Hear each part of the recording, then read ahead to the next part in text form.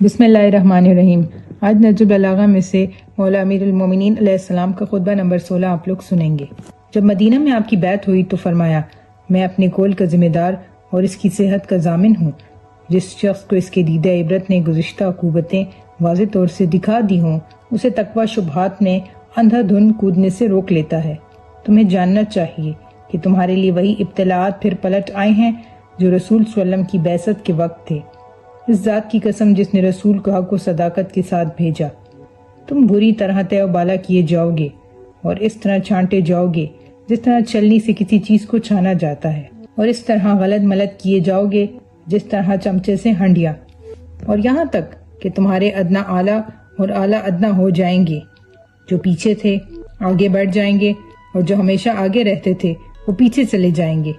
خدا کی قسم میں نے کوئی بات پردے میں نہیں رکھی، نہ کبھی کذب بیانی سے کام لیا۔ مجھے اس مقام اور اس دن کی پہلے ہی سے خبر دی جا چکی ہے۔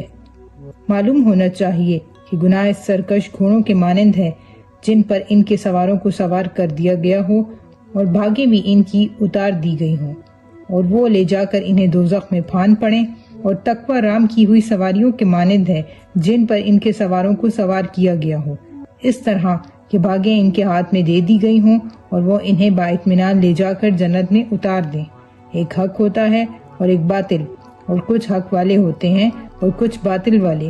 اب اگر باطل زیادہ ہو گیا تو یہ پہلے بھی بہت ہوتا رہا ہے، اور اگر حق کم ہو گیا ہے تو بسا اوقات ایسا ہوا ہے، اور بہت ممکن ہے کہ وہ اس کے بعد باطل پر چھا جائے، اگرچہ ایسا کم ہی ہوتا ہے کہ کوئی چیز پیچھے ہٹ کر آگے بڑھے۔ اسی خطبے کا ایک اور حصہ یہ ہے، جس کے پیش نظر دوزخ و جنت ہو، اس کی نظر کسی اور طرف نہیں اٹھ سکتی۔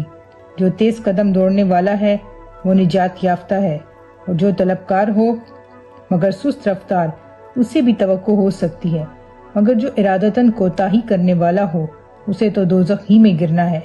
دائیں بائیں گمراہی کی راہیں ہیں اور درمیانی راستہ ہی صراط مستقیم ہے۔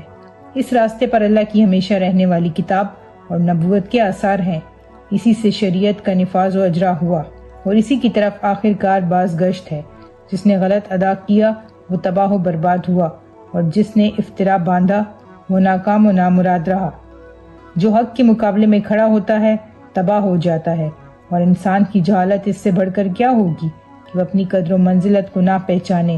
وہ اصل و اساس جو تقویٰ پر ہو برباد نہیں ہوتی، اور اس کے ہوتے ہوئے کسی قوم کی کشت یعنی عمل بے آب و خشک نہیں رہتی۔